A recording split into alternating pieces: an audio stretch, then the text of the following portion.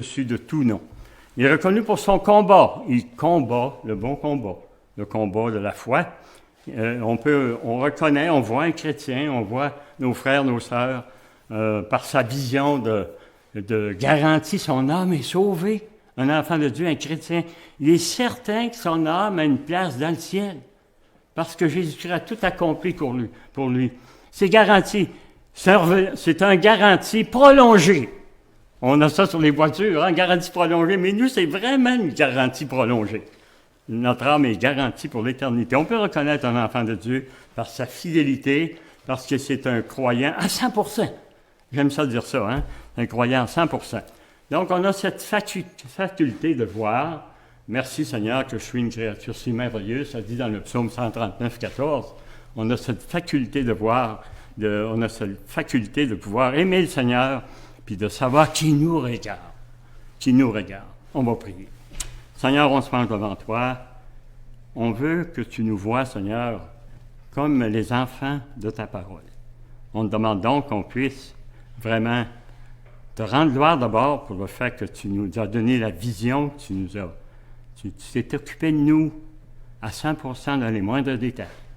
Moi, je te demande qu'aujourd'hui, Seigneur, on puisse réaliser que vraiment tu veux nous voir comme tes enfants, des lumières sur la terre, le sel de la terre. Alors, je me remets entre tes mains avec joie que ton Saint-Esprit dirige. Au nom de Jésus. Amen.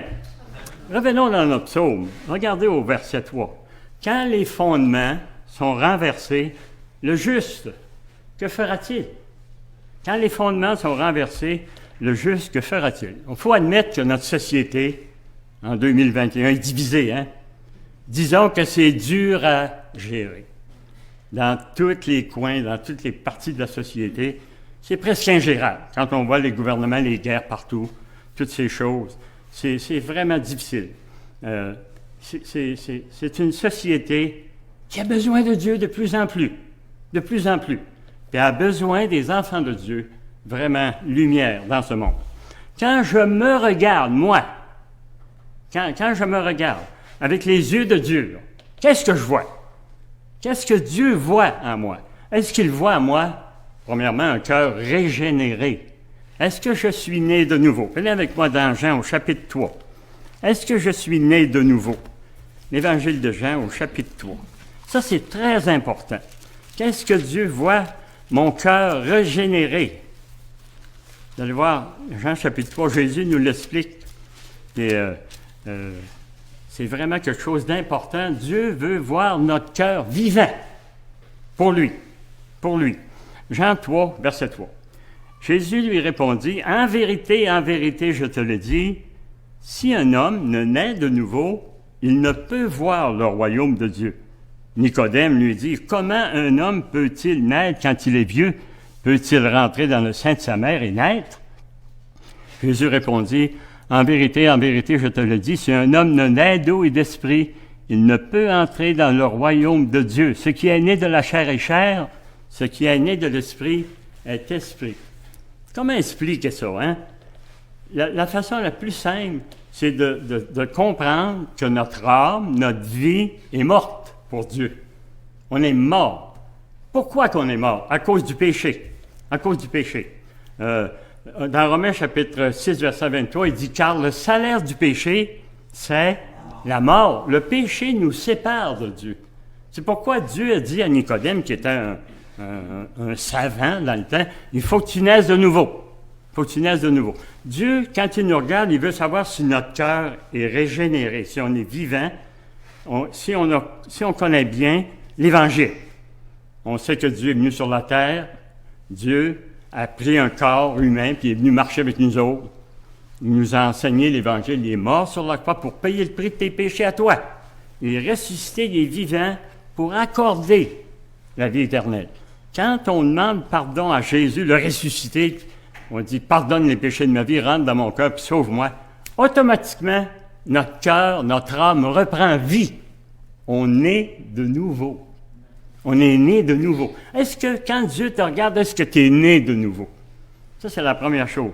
Né de nouveau. Pourquoi naître de nouveau? Parce qu'on était mort, spirituellement.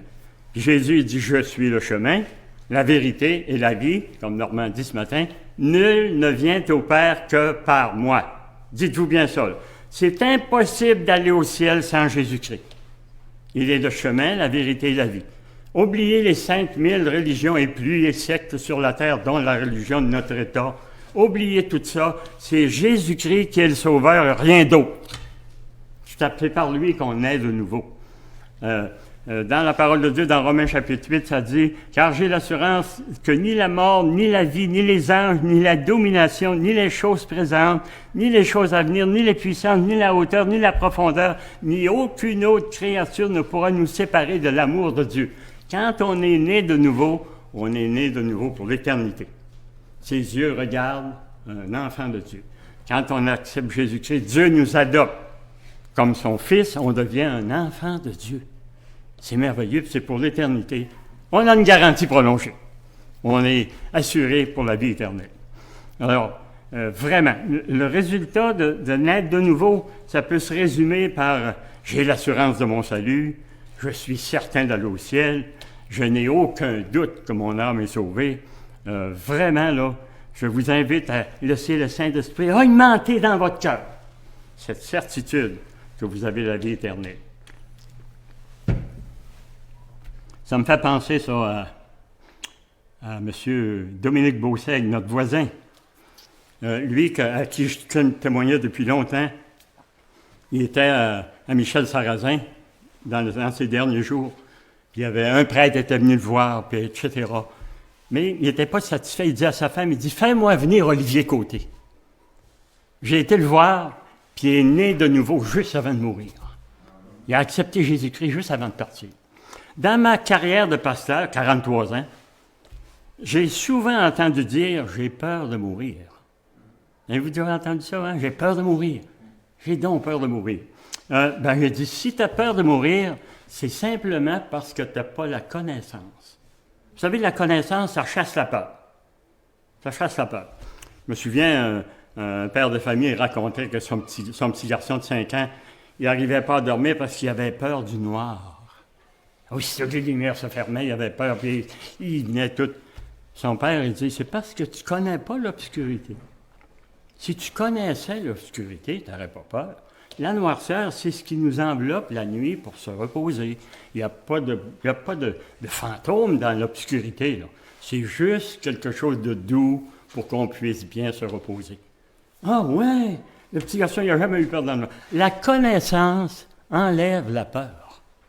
La connaissance qu'on est sauvé enlève la peur de l'enfer. C'est vraiment extraordinaire. Donc, quand je demande à Dieu de me regarder, il regarde si j'ai un cœur régénéré. Deuxièmement, est-ce que j'ai un désir dans ma vie de pureté? Est-ce que j'ai un désir dans ma vie de pureté? Le Seigneur a dit, vous serez saints car je suis saint. On est des enfants de Dieu. Vous serez saints car je suis saint. 1 Pierre, chapitre 3, verset 15. Vous allez trouver ça dans la parole de Dieu, vers la fin, les petites épîtres. 1 Pierre, chapitre 3 et le verset 15. Évidemment, Dieu veut d'un cœur sauvé qui soit à la hauteur de son merveilleux Sauveur. Mais ça prend de l'aide, hein? Ça prend l'aide divine pour vraiment marcher vers la pureté, vers la sanctification. 1 Pierre 3, 15, qui nous dit « Mais sanctifiez dans vos cœurs Christ le Seigneur, étant toujours prêt à vous défendre avec douceur et respect devant quiconque vous demande raison de l'espérance qui est en vous. Sanctifiez dans vos cœurs Christ le Seigneur. » La seule façon d'avoir une vie pure, c'est d'emplir notre cœur de Jésus. Plus Jésus prend de la place, moins il y a de la place pour les ténèbres, la noirceur, le péché. Moins il y a de la place pour les désirs contraires à ceux de la chair. C'est un combat continuel pour un enfant de Dieu, parce que le monde, comme je disais tantôt à Michel, on descend, hein? C'est facile de descendre dans le mal, mais c'est plus difficile de monter dans le bien. Ça prend l'aide du glorieux Sauveur et Seigneur Jésus-Christ. Puis on a le Seigneur avec nous pour nous aider. Sanctifiez dans vos cœurs Christ le Seigneur. Quand Dieu me regarde, là, il veut que je vois dans mon cœur que la première place dans ma vie, c'est Jésus, puis je veux absolument rester dans la pureté pour plaire à Dieu, pour que Dieu puisse vraiment pouvoir se servir de moi. Quand mon cœur est plein de Jésus qui prend toute la place, Je brille autour de moi pour le monde, pour les gens. Dans Philippiens chapitre 2, on peut lire « Ne faites rien par esprit de parti ou par vaine gloire, mais que l'humilité vous fasse regarder les autres comme étant au-dessus de vous-même. » Ah Seigneur, que mon cœur puisse être pur. Dans Psaume 26, il dit « Examinez-vous vous-même, sonde-moi, Éternel, éprouve-moi et examine mon cœur et mes pensées. Sonde-moi, Éternel, je veux être dans la pureté. » Quand Dieu me regarde, quelle sorte de chrétien, quelle sorte d'enfant de Dieu que je suis? Est-ce que je recherche la pureté dans mon cœur? Est-ce qu'il trouve une habitude de prière en moi? Est-ce qu'il trouve une habitude de prière en moi? Vous savez, la prière, c'est une puissance que nous avons pour nous aider à mémoriser la Bible, pour nous aider à méditer la parole, pour nous aider à la mettre en pratique. La prière, c'est la clé de l'entrepôt céleste. C'est la clé. La prière, vous pouvez ouvrir l'entrepôt céleste et aller chercher tout ce que vous avez besoin. Cette clé-là, je l'ai eue un jour, dans les années 70, quand j'ai été nommé directeur d'une succursale d'assurance vie. On m'avait donné une belle plaque avec la clé. Tu as maintenant la clé de l'entreprise. Mais en faisant mon message, j'ai pensé, j'ai-tu encore cette clé-là? J'ai fouillé dans mes affaires et j'ai trouvé la clé. C'est la clé. Vous avez la prière. Puis en regardant la clé, j'ai été très étonné de voir qu'il y avait une croix dans le chat de la clé. Peux-tu la voir? Il y a une croix dans le chat de la clé. C'est vraiment extraordinaire. J'ai dit, Seigneur, il a fallu que je traverse la croix pour être sauvé. Parce que Jésus est mort sur la croix pour me sauver. Puis là, j'avais cette clé-là dans les mains, puis je dis, waouh, c'est donc bien extraordinaire qu'il y a une croix pour... puis ça me fait penser que la prière, là... Puis vous l'avez, la clé, hein? Moi, je n'ai rien à faire ici, je n'ai pas besoin. Parce que la prière, vous l'avez, tout le monde a dans son cœur cette clé céleste puissante qui nous permet vraiment d'aller dans l'entrepôt de Dieu. Vraiment. Alors, j'étais vraiment étonné de voir... Je vous la montre encore une fois. J'ai dit, Seigneur, ça se peut-tu? Regarde-moi ça, la croix dans la clé. Gloire à Dieu. Alors, je vais la regarder. La prière, c'est une âme pour chacun de nous. C'est une âme puissante. Vous avez besoin de quelque chose dans la vie? Dieu vous regarde et il dit, va-t-il me le demander? S'il ne me le demande pas, il ne l'aura pas. S'il ne me demande pas la vie éternelle, il ne l'aura pas. S'il ne me demande pas de le guérir, je le guérirai pas. Va-tu me le demander? C'est la clé de l'entrepôt de Dieu. La prière. Quand Dieu te regarde, il veut savoir si tu es un homme ou une femme de prière. Est-ce que vraiment tu passes par Dieu pour toute chose? C'est très important.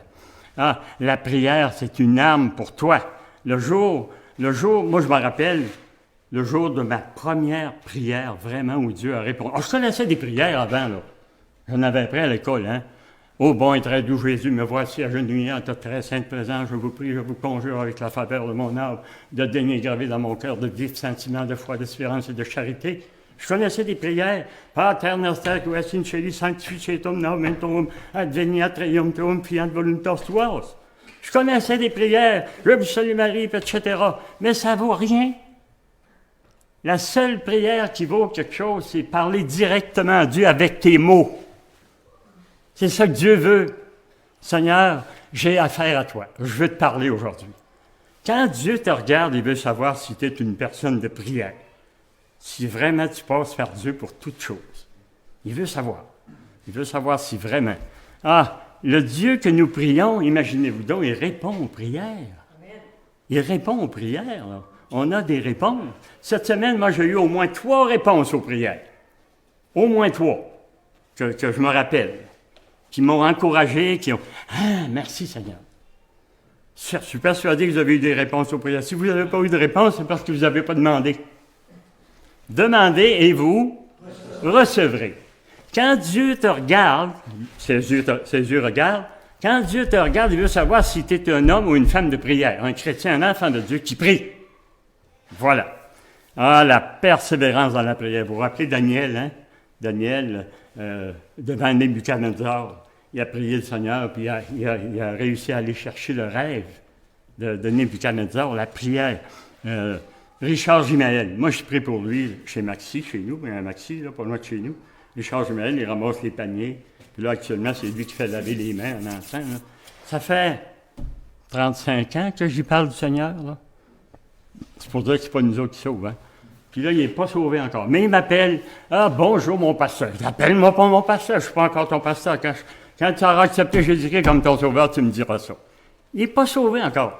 Mais je prie le Seigneur, puis je suis convaincu que le Seigneur va le sauver. Il a assez entendu parler de Dieu à un moment qui va arriver dans sa vie. Donc, pour prier efficacement, il faut savoir dire ces choses à Dieu. Lui parler. Dire ce qu'on veut, dire ce qu'on a besoin. S'ouvrir devant le Seigneur. Il n'y a pas de personne plus merveilleuse pour t'écouter que Dieu. Pas mal mieux que ton ami, ton voisin, ton conjoint, pas mal mieux. Dieu t'écoute. Puis il veut t'écouter. Il t'aime. Il veut savoir si tu es un homme ou une femme de prière. Recommande ton sort à l'Éternel, mets en lui ta confiance et il agira. Wow! Ses yeux te regardent. Natacha. Les yeux de Dieu te regardent. C'est merveilleux de savoir ça, hein? De savoir que Dieu nous regarde et nous aime. C'est vraiment extraordinaire. C'est à toi qu'appartient dans tous les siècles le règne, la puissance et la gloire. Amen. C'est à toi, vraiment, Dieu, que je prie. Dieu veut nous entendre, il veut entendre nos besoins, il veut nous voir avancer dans la sainteté, il veut qu'on le prie, puis la prière agissante du juste a une grande efficacité. Wow! La prière fait la différence dans ta vie. Ça fait la différence, parce que quand on est habitué à prier, pour toute chose, on passe par Dieu. Moi, quand je rentre chez nous, je suis obligé de rentrer par la porte. Une fois, j'ai rentré par les fenêtres, en tout cas. La porte est bonne. Moi, je suis obligé d'entrer par la porte. Mais si vous voulez avoir quelque chose de Dieu, vous devez entrer avec la prière. Passez par Dieu pour toute chose. Pour toute chose. Pour toute chose. Quel est le résultat de la prière? La tranquillité dans ton cœur, le calme, la confiance, le repos. C'est dans le calme et la confiance que sera votre force. La clé, vous l'avez. Vous avez cette clé. Quand Dieu te regarde, il veut savoir si tu emploies la clé. Quatrièmement, il veut savoir si tu défends la vérité. Romains chapitre 12. Il veut savoir si tu défends la vérité. Viens avec moi dans Romains.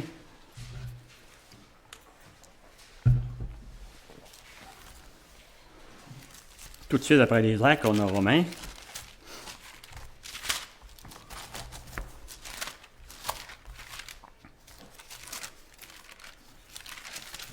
Chapitre 12. Un défenseur de la vérité. Je me suis trompé. C'est Proverbe, excusez-moi. Reculez dans Proverbe.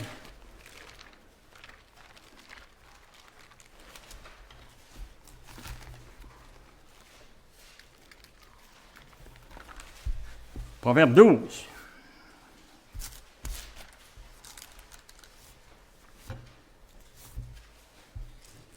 Proverbe 12, un défenseur de la vérité.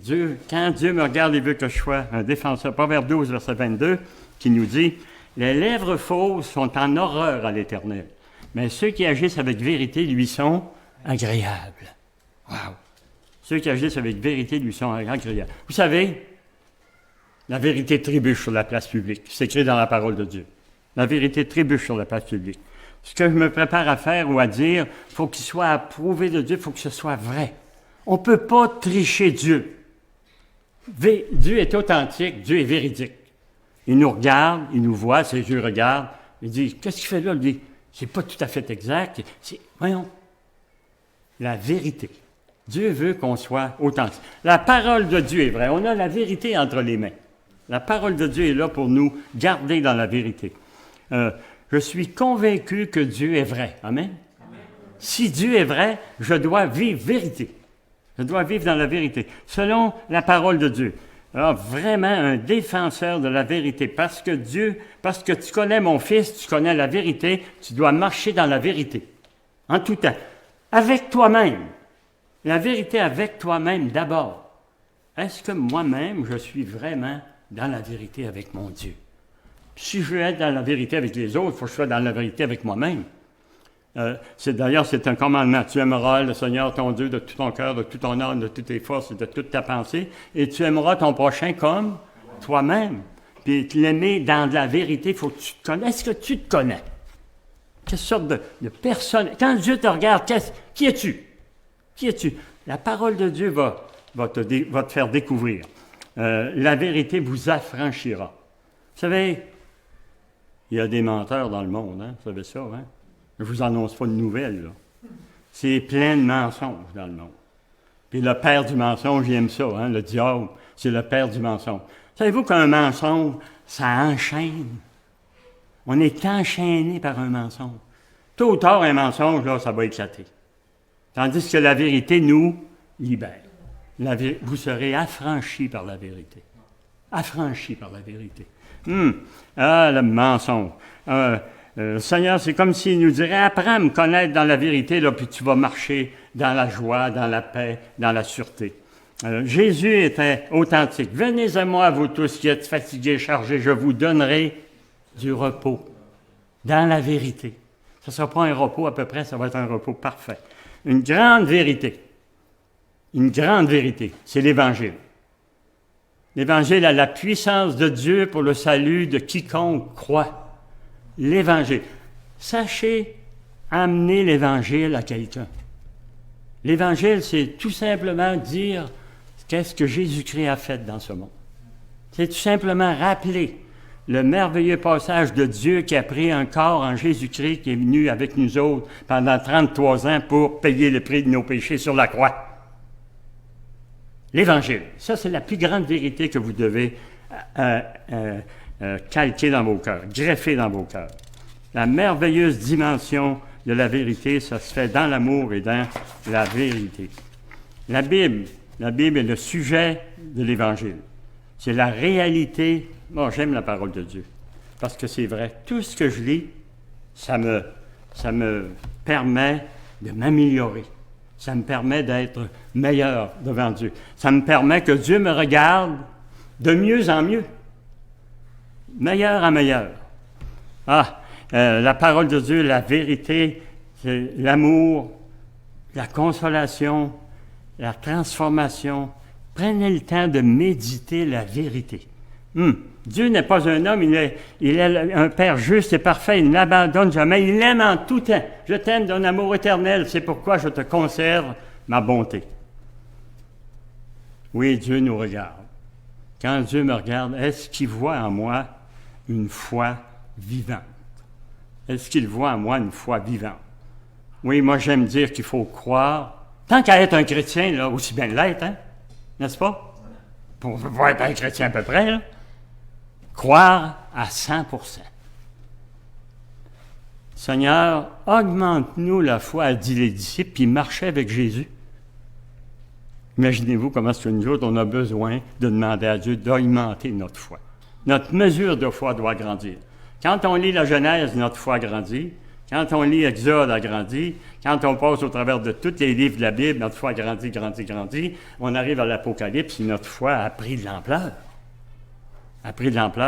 Dieu est présent à vos côtés. Comment oser ne pas croire en Dieu? Comment oser? Comment oser marcher sur cette planète qui flotte dans l'infini sans croire en Dieu? C'est impossible. Qui peut, autrement que Dieu, tenir en place cette planète et nous garder debout dessus? Dieu est supérieur en toutes choses. Notre foi doit augmenter. Parce que Jésus a dit que dans les derniers temps, parce que nous sommes dans le dernier des derniers temps, la foi allait être moindre sur la terre. Seigneur, augmente-nous la foi. Regarde-moi, Seigneur, là, puis quelle est la mesure de ma foi? Ma foi doit grandir. Je suis convaincu que Dieu est l'architecte et le créateur de tout l'univers. Amen. C'est l'architecte de tout l'univers. Lorsqu'on vit pleinement la vie chrétienne, c'est pas rose tous les jours. Alors, on a besoin de la foi. C'est pas rose tous les jours. Dans Hébreux 11, 6, il dit « Or, la foi Sans la foi, il est impossible de lui être agréable, car il faut que celui qui s'approche de Dieu croit que Dieu existe et qu'il est le rémunérateur de ceux qui le cherchent. Il faut chercher Dieu continuellement par la foi.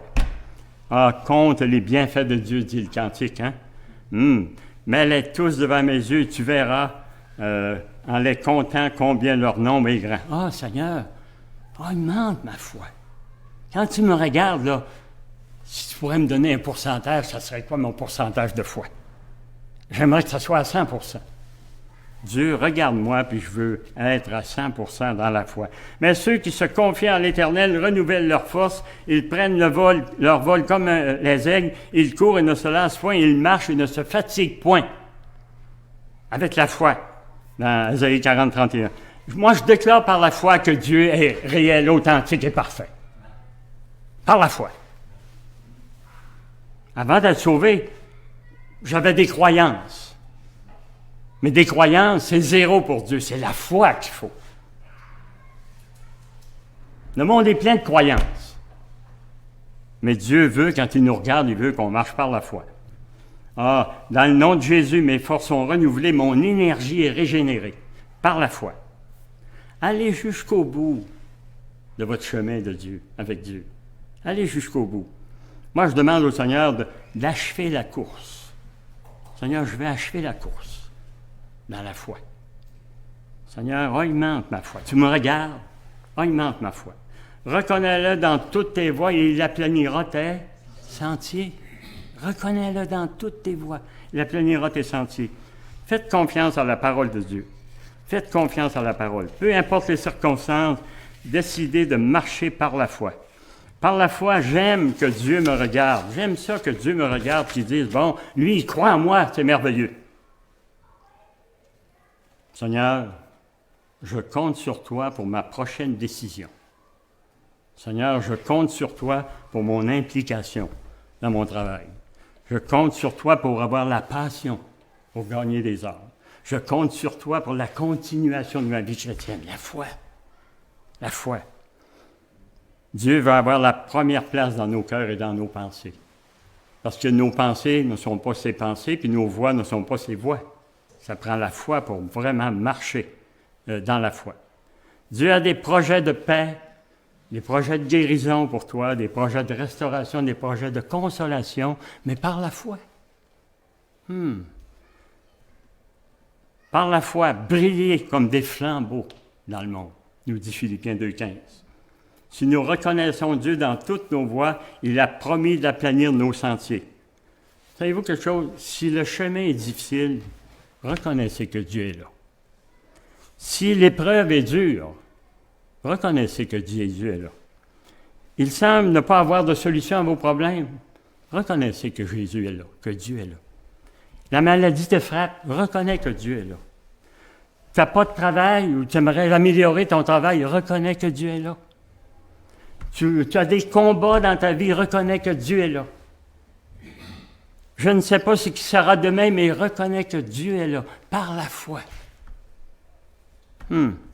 Mais Dieu pourvoira tous vos besoins selon sa richesse avec gloire en Jésus-Christ, selon Philippiens 4, 9. Par la foi, prenez des vacances de votre âme. Déchargez-vous sur lui de tous vos soucis, car lui-même prend soin de vous. Mettez votre âme en vacances. Déchargez-vous sur lui de tous vos soucis par la foi.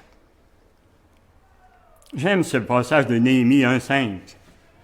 Ô éternel Dieu des cieux, Dieu grand, redoutable, souverain, tu nous fais miséricorde et tu nous aimes. Ça, c'est Néhémie 1,5. C'est vraiment un beau passage. Puis Néhémie, avec cette prière-là, il a réussi à passer au travers de toutes les difficultés. Dieu me regarde. Quand j'ai complété ce message, j'ai dit au Seigneur, ouais, tu me regardes. Tu me regardes. Merci, Seigneur. Est-ce que mon cœur est régénéré? Est-ce que j'ai un désir de pureté en moi? Est-ce que j'ai l'habitude de la prière? Est-ce que je suis un défenseur de la vérité? Est-ce que ma foi est vivante? Est-ce que j'ai plus de foi hier, puis j'en ai moins demain? Ma foi, est-ce qu'elle grandit? La foi vient de ce que l'on entend, et ce qu'on entend vient de la parole de Dieu. Plus tu lis la Bible, plus ta foi augmente. Est-ce que vous savez qu'un très faible pourcentage de Québécois ne lisent la Bible? Très faible. En général, les Québécois ne lisent pas la Bible. Ils ont abandonné la religion. Mais Dieu les regarde. Dieu les aime. Il les veut avec lui pour l'éternité. Quand vous rencontrez un ami, un Québécois, demandez-lui s'il connaît la parole de Dieu. Offrez-lui de lire ne serait-ce que l'Évangile de Jean. Ou ce psaume qui dit « ses yeux regardent ». Faites juste lui dire « Hey, n'oublie pas que Dieu te regarde ». Il va s'en rappeler. Il va s'en rappeler. C'est ce que j'ai dit à Richard cette semaine. Il dit « Richard, est-ce que tu réalises que je te vois? Tu réalises que je te vois? » Ben oui, il dit « Moi aussi je te vois. » Mais il y a encore bien plus. Dieu te voit. Hein? Dieu te voit, Richard. Qu'est-ce que tu vas faire sous les yeux de Dieu? Réfléchissez à votre Créateur, à celui qui a permis que vous existiez. Réfléchissez. Vous allez voir que quand Dieu vous regarde, que vous n'êtes pas gros, que Dieu est immense, puis il nous aime, puis il nous veut. Hey, Dieu te regarde, il t'aime. Car nous sommes son ouvrage ayant été créés en Jésus-Christ pour de bonnes œuvres qu'il a préparées d'avance afin que nous les pratiquions. Merci Seigneur que tu me regardes. Quand vous rencontrez quelqu'un que vous aimez, rappelez-lui que Dieu le regarde et que Jésus-Christ est ressuscité pour le sauver. Seigneur, on se penche devant toi. Merci que tu nous aimes. Merci que tes yeux regardent. On te demande, Seigneur, qu'on puisse, par ta parole, par ton esprit, pas par nous-mêmes, s'améliorer pour glorifier ton grand nom. Merci pour nos frères, nos sœurs, pour les églises.